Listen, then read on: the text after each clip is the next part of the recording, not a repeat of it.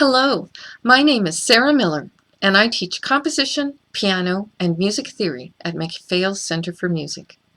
Today, I will speak about women composers and our path out of the shadows.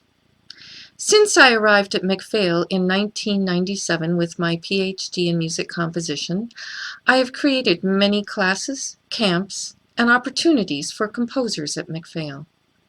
As an interesting side note, according to a study published in the prestigious Science magazine in 2015, the least common PhD for a woman in America to receive was the PhD in music composition. When I was a child, I never considered writing music because, as far as I could tell, all composers were dead white men from Europe, and I only fit into one of those categories. Later, as a student in music school, that prejudice was reinforced by the textbooks we used for music history and analysis. I just looked in those books and verified what I already sensed. The Burckhardt anthology, published in 1979, included 0 pieces by women. The Norton anthology, likewise, included 0 pieces by women. The Grout History of Western Music from 1980 includes only one woman composer, in passing, Clara Wieck Schumann. But there is no reference to Cécile Chaminade, a prolific French composer who was the first woman to make a living as a composer. Also, no mention of Germaine Taillefer, the one woman in Les Six, the group of composers who were influenced by Erik Satie. In fact, there are almost no women of any import listed in their chronology, which includes historical events and other important people. In the 20th century, the only women listed are Marie Curie, Edith Wharton, Willa Cather, and Gertrude Stein. Not too surprisingly, the earlier centuries had even less representation.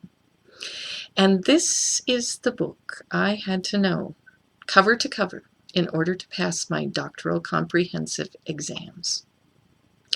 I was able to find a newer edition of the Norton Anthology online, and it now has 8 pieces by women.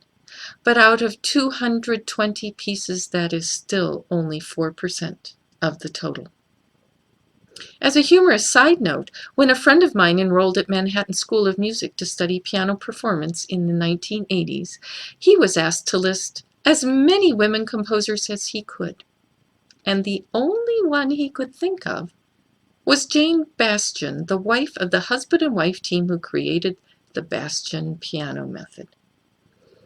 Other sources aren't much better. Masters of American Piano Music, edited by Maurice Hinson and published in 1992, has 15 pieces, and only 1 is by a woman. To Mr. Hinson's credit, he did later publish a volume of piano music specifically by women composers. But that brings me to my next point. How can the music written by women be incorporated into the musical canon? We need for women's music to be brought into common performance, not just during Women's History Month. My sister recently reminded me of a story she had heard about a woman composer who went to the famous Padelson's music store in Manhattan and removed the folder listing its contents as women's music because she wanted her music to be filed with all of the other music, not marginalized. There have been many efforts to get music written by women out into the world, but they are almost always included in anthologies devoted to just music by women, such as the one edited by Maurice Hinson that I already mentioned, or the Historical Anthology of Music by Women, and the Contemporary Anthology of Music by Women, both edited by James Briscoe, which, as you can see, I own. There was also an initiative by Da Capo Press in the 1980s to publish standalone volumes, each dedicated to the piano music of a different female composer, such as Cécile Chaminade and American Amy Beach. But again, these volumes live on the margins. And there is a current admirable effort being made by Sandra Morganson and Erica Ann Sipes called Piano Music She Wrote, which lists all of the piano music by women that is available at the website imslp.org. And they have begun recording many of these pieces. They also give you an idea of the level of each piece in order to make it easier to incorporate the pieces into teaching and performing.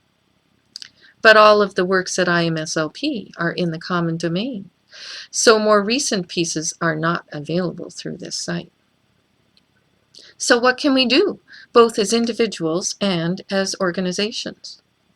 Both the SPCO and the Minnesota Orchestra have begun regularly programming music by women and people of color, and sometimes both at the same time. The SPCO has done this recently through commissioning local composer Paviel French. Moreover, Paviel teaches jazz and voice at McPhail. The MMTA Music Theory Committee is now working to include pieces by women and people of color in the analysis sections of each book as we revise them. I wish I could claim that as my own idea, but as I am so well versed in the traditional canon, I will admit it did not even occur to me. I'm so happy that one of our new committee members made this suggestion. As teachers, we can work to add pieces to our repertoire by women, not just the pedagogical pieces, which is an area in which many women composers are already thriving, but also in the more advanced repertoire. As performers, we can seek out music written by women to perform. When I was performing more solo piano music written by other people, I presented the Piano Sonata No. 2 by Grażyna Bacewicz, a 20th century Polish composer, at a McPhail faculty recital. I was also hired to present music by women composers to Suzuki groups at McPhail several years ago, and I hope that some of those resources resonated with the students and faculty. In closing, I challenge each of you to find one new piece by a woman composer each month and share what you have learned with the people around you. Maybe we can meet up next year and share what we've learned in a community forum. It's time to make this happen.